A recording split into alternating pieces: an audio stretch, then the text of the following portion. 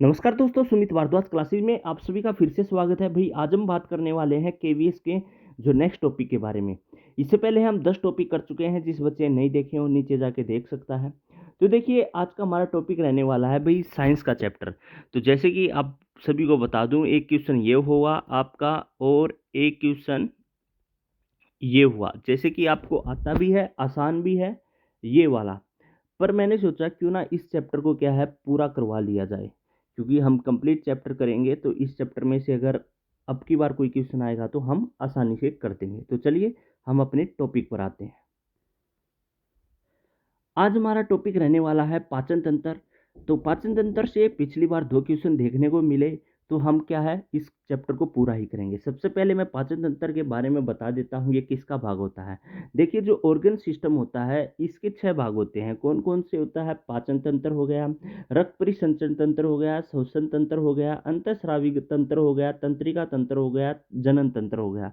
ये किस में आते हैं? ये ऑर्गन सिस्टम में आते हैं। सबसे पहले आपको ये पता होना चाहिए।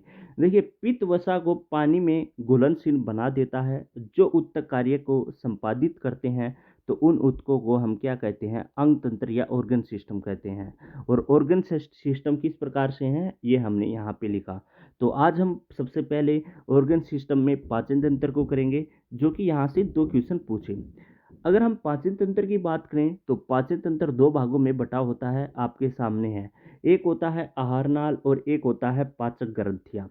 सबसे पहले हम आहार नाल की बात करें तो आहार नाल को भी कई भागों में बांटा हुआ है। जैसे कि पहले मुख आएगा, फिर मुख गुहा आएगा, फिर ग्रास नली आएगी, फिर अमाशय आएगा, फिर छोटी आंत आएगी, फिर बड़ी आंत आएगी। तो इंग्लिश में भी मैंने लिख रखा है, इंग्लिश में भी देख सकते हैं। अगर हम पाचक ग्रंथि की बात करें तो उसको 2 भागों में बांटा गया है। लीवर आएगा और पेनक्रियाज जिसको हम अग्नाशय बोलते हैं वह आएगा। तो ये आप क्या है देख सकते हैं।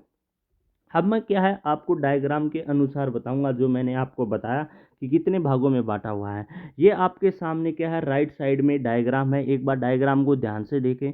सबसे पहले क्या है मुख आया, मुख हमने देख लिया। फिर उसके बाद क्या है मुखगु आया। फिर उसके बाद क्या है भाई ग्रास नली आई। ग्रास नली क्या होती है? देखिए यहाँ से आप देख सकते हैं ये आपको दिखाई दे रही होगी। यहाँ पे डायग्राम में देखो ये ग्रास नली रही, जो ये पाइप गई हुई है इसको हम ग्रास नली बोलते हैं। फिर है स्टोमक जिसको हम अमाशय बोलते हैं। ये वाला भाग क्या है स्टोमक का हो गया। ठीक है भाई। फिर है पेनक्रियाज। पेनक्रियाज का जो स्टोमक के नीचे जो ये वाला भाग हो गया ये पेनक्रियाज हो गया। इनको मैं डिटेल से बताऊंगा, पर पहले आप एक बार क्या है डायग्राम देख लो, जिससे कि आपको आइडिया हो जाएगा। तो इसलिए मैंने क्या आपका डायग्राम साथ ही साथ में क्या है अटैच किया हुआ है। ये आपका क्या है ये वाला भाग क्या है लीवर हो गया, आपको दिखाई दे रहा होगा। अब बात कर लेते हैं हम छोटी आंत बड़ी आंत के बारे में। जो ये बार वाली आंत दिखाई दे रही है ये बड़ी ही, ये बड़ी सी, ये बड़ी सी, ये होती है हमारी बड़ी वाली आंत। और जो ये अंदर है, ये अंदर आपको इस प्रकार से दिखाई दे रही है, ये होती है हमारी छोटी आंत। ठीक है भाई। तो इस प्रकार से ये आप क्या है डायग्राम एक बार अच्छे से देख लो, और इसको किस किस भागों में बांटा हुआ था वो चीज़ें हमने क्या है बता दी। और इनको ये डायग्राम में कहाँ कहाँ होते हैं ये भी मैंने आपको दिखा दिया। अब आते हैं हम अपनी डिटेल्स पर। सबसे पहले हम बात करते हैं कुछ मुख्य बातों के बारे में।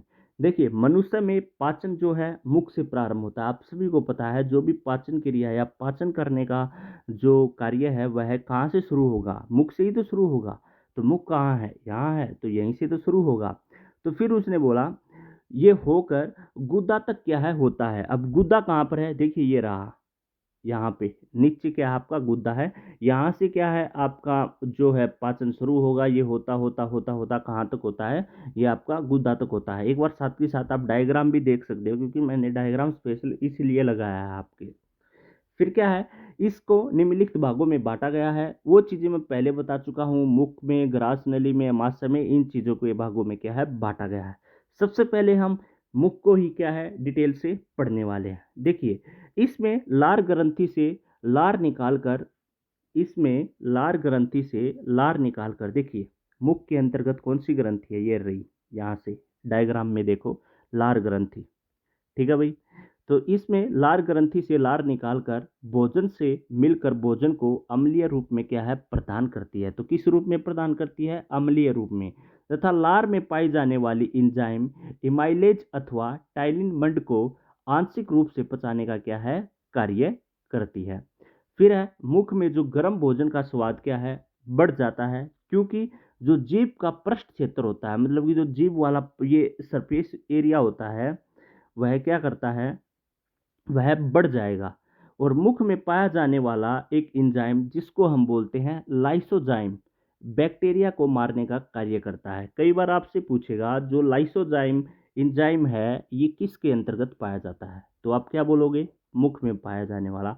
अगर इसके बारे में पूछे ये करता क्या है, तो आप क्या बताओगे, ये बैक्टीरिया को मारने का कार्य करता है। या क्वेश्चन को घुमा भी सकता है कि मुख में पाए जाने वाले ऐसे एंजाइम का नाम बताइए जो बैक्टीरिया को मारने का काम करता है, उसका नाम क्या है, तो आप क्या बताओगे, लाइसोजाइम।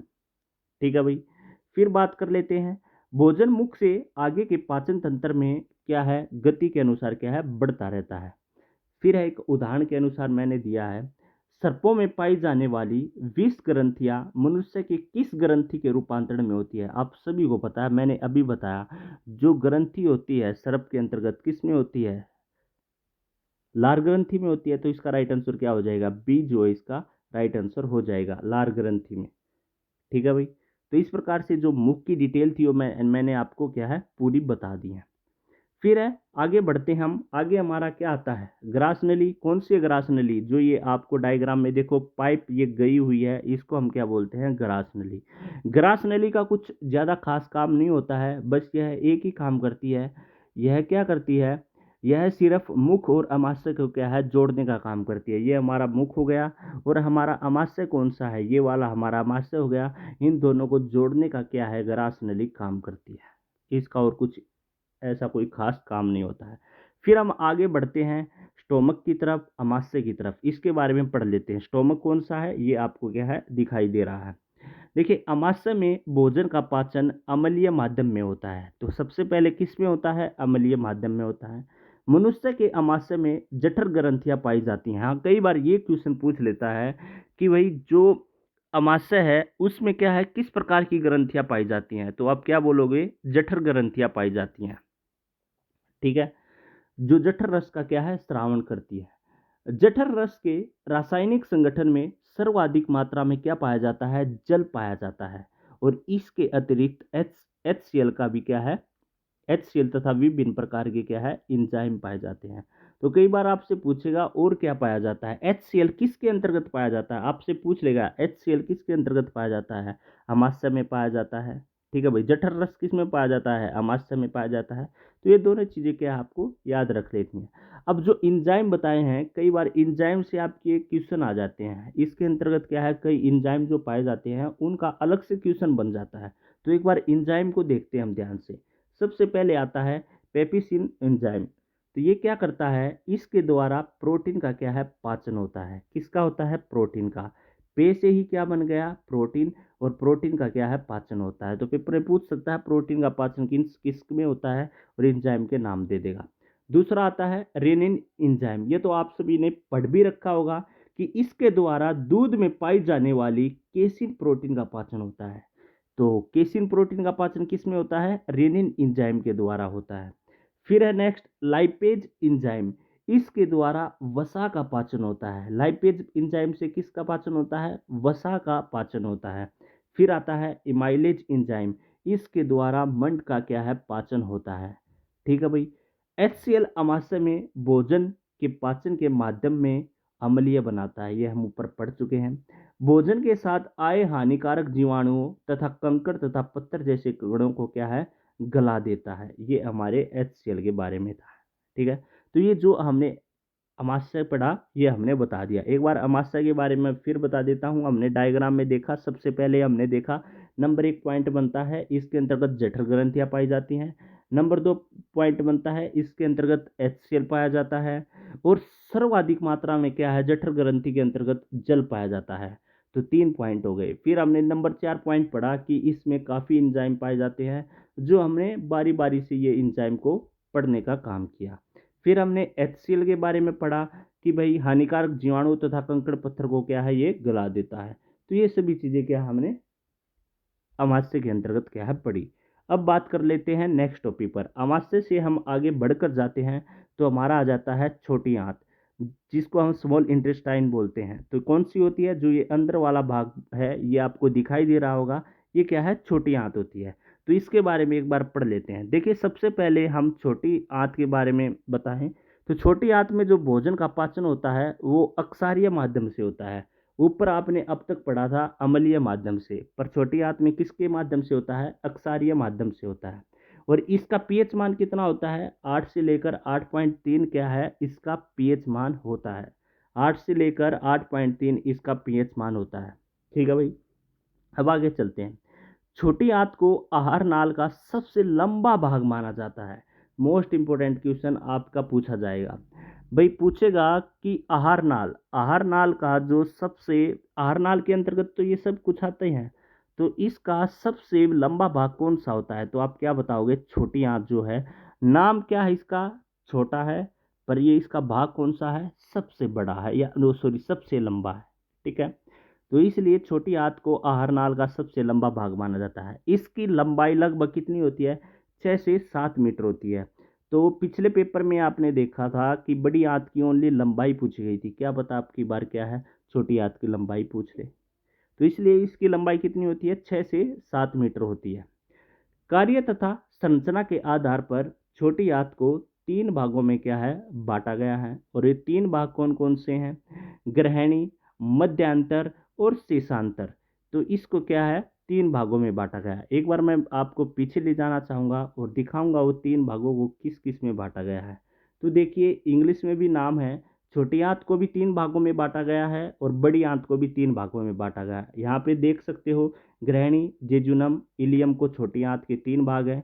अगर बड़ी आंत के बारे में बात करें तो अंधलान, कोलोन और मलाशय क्या है? ये बड़ी आंत के 3 भाग हैं। तो इसी प्रकार अब जो वहाँ पर मैंने बताया, वहाँ पर क्या है, मैं डिटेल्स बताने का कार्य करूँगा। तो अब आगे चलते हैं। फिर हम देखते हैं छोटी आंत के जो ग्रहणी भाग है उसमें भोजन के पाचन में पित्त रस और अग्नाशय रस क्या है? सहायक होते हैं। जो पित्त रस है पेनक्रियाज हो गया, और अग्नाशय जो है ये क्या है? इसमें अंतर्गत सहायक होते हैं। फिर हम आगे बात कर लेते हैं। पित्त रस का निर्माण यकृत में होता है और अग्नाशय रस का निर्माण अग्नाशय में ही होता है। तो यकृत कहाँ पर हो गया? लीवर। लीवर के अंतर्गत क्या है? कई बार ये क्वेश्चन डायरेक्ट पूछा जाता है, जो पेनक्रियाज है, पेनक्रियाज का जो निर्माण है, सॉरी, पेनक्रियाज जो पितरस है उसका निर्माण किसके अंतर्गत होता है? तो आप क्या बताओगे? लीवर के अंतर्गत होता है। एक क्वेश्चन यहाँ से ये बन जाता है। तो आगे बढ़ने से पहले मैं यहाँ पे क्वेश्चन बता देता हूँ क्या क्या बनते हैं। सबसे पहला क्वेश्चन हमारा बनता है, इसमें पाचन क्या है? अक्षारीय भाग में होता है। दूसरा बनता है, इसका पीएच मान 8 से लेकर 8.3 होता है। तीसरा क्वेश्चन यहाँ से बनता है, यह आहार नाल का सबसे लंबा भाग है। चौथा क्वेश्चन यहाँ से बनता है, इसकी लंबाई 6 से 7 मीटर होती है।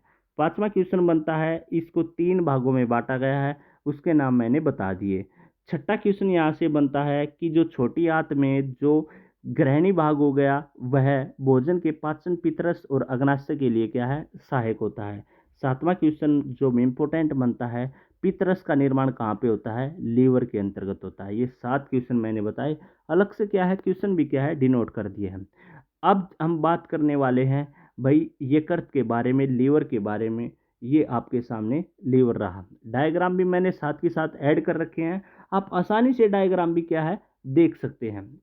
देखिए, आप सभी को पता है जो यकृत होता है वह मनुष्य के शरीर की सबसे बड़ी बाह्य क्या है? स्रावी ग्रंथि होती है।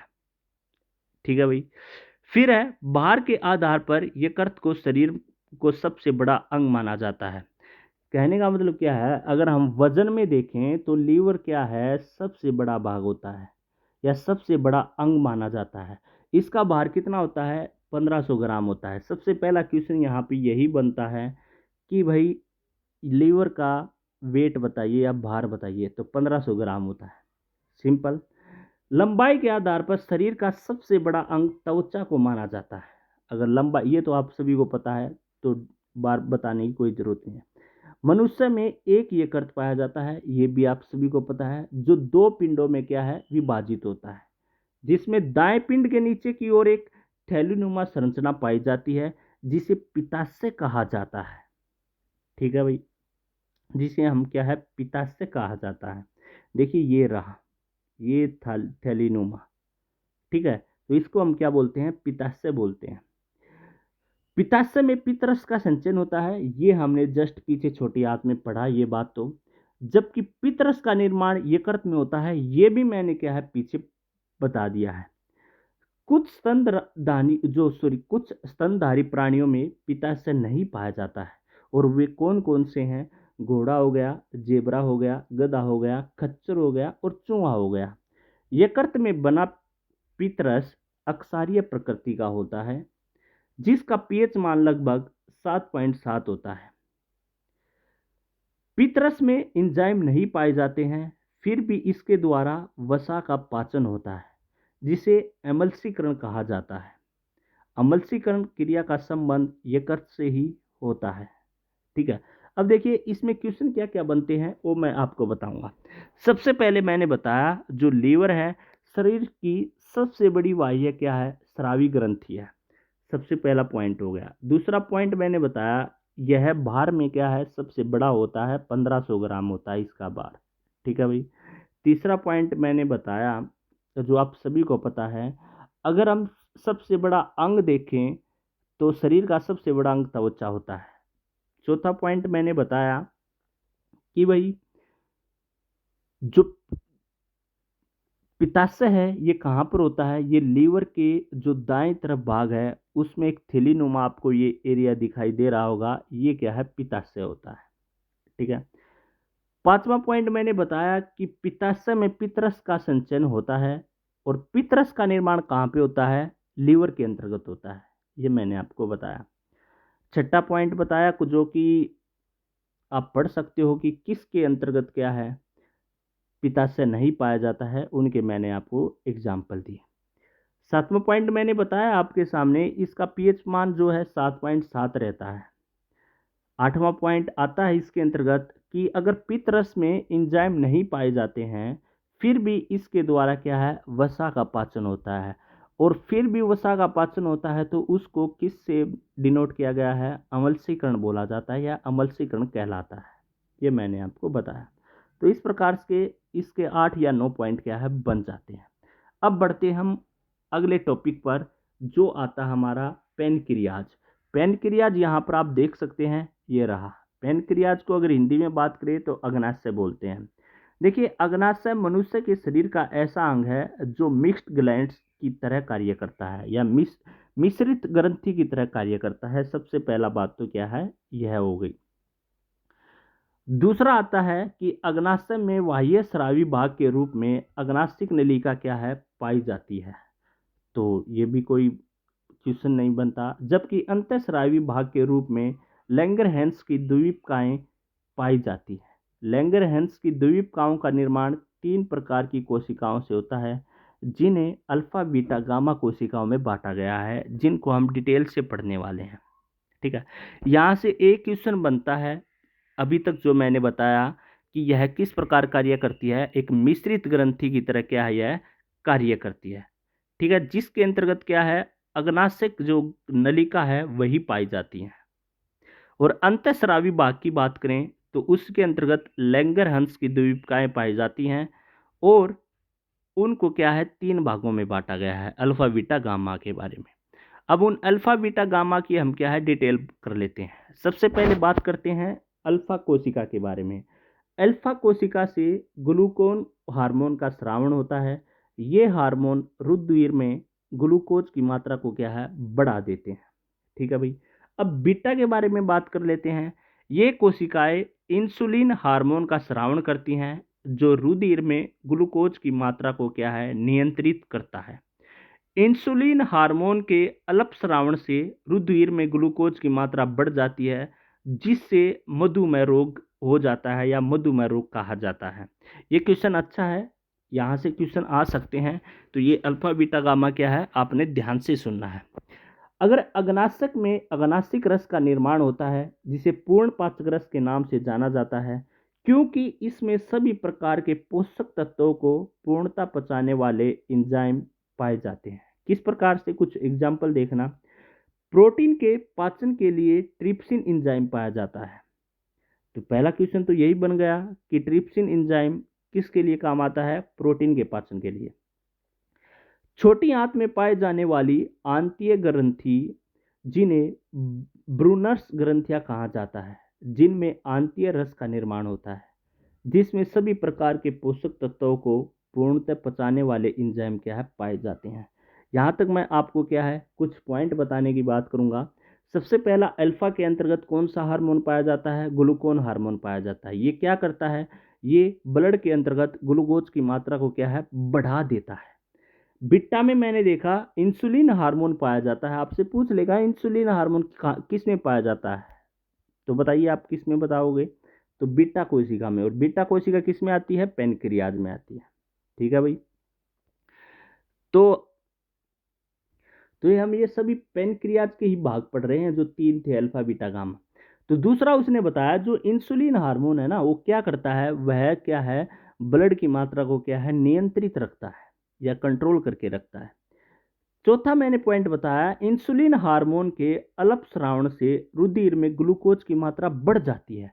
अगर रुधिर में ग्लूकोज की मात्रा बढ़ जाएगी तो उसको हम क्या है मधुमेह रोग बोलते हैं, जिसको हम शुगर डायबिटीज के नाम से जानते हैं। ये मैंने क्या आपको पॉइंट बताया।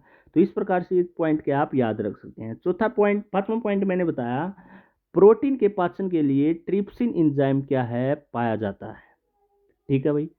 फिर हम पढ़ते हैं कार्बोहाइड्रेट को पचाने वाले एंजाइम। तो कुछ कार्बोहाइड्रेट को पचाने वाले एंजाइम भी देख लेते हैं। सबसे पहला आता है सुक्रोज एंजाइम। इसके द्वारा सुक्रोज शर्करा का क्या है पाचन होता है। दूसरा आता है लैक्टोज एंजाइम। इसके द्वारा, ये तो आप सभी को पता होगा, दूध को दही में बदलना किसकी प्रक्रिया है? तो आपको पता है लैक्टोबैलिसिस। तो वही चीज है ये लैक्टोबै। ठीक है भाई। फिर है माल्टेज एंजाइम। इसके द्वारा बीजों में पाई जाने वाली माल्टोज शर्करा का क्या है पाचन होता है। तो ये एंजाइम आपको याद कर लेने हैं, यहाँ से क्वेश्चन क्या है अक्सर बनता है।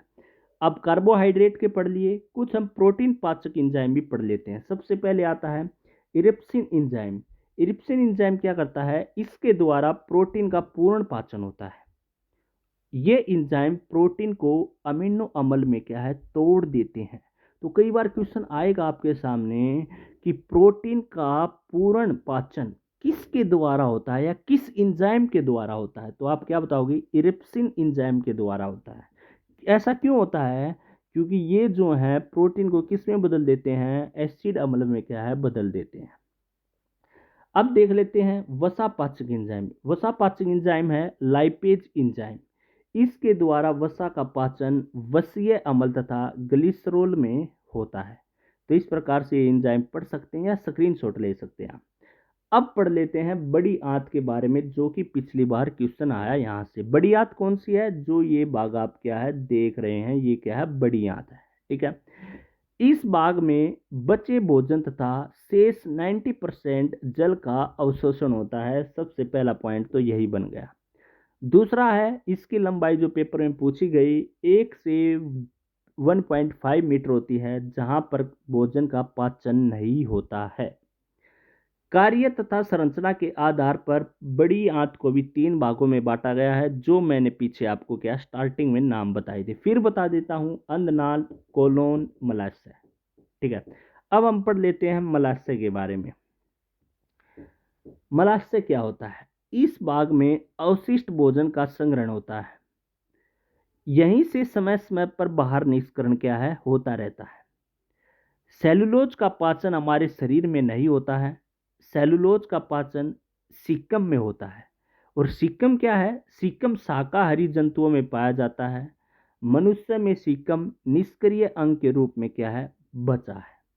अब हम बात कर लेते हैं अंधनाल के बारे में।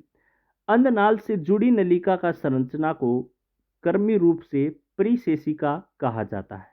ये क्या करता है? जो मनुष्य में एक अवशेषी संरचना होती है। मतलब क्या? वर्तमान समय में मनुष्य के शरीर में इस संरचना का क्या है कोई भी कार्य नहीं है। फिलहाल क्या है प्रेजेंट में इसका क्या है कोई कार्य नहीं है। ठीक है।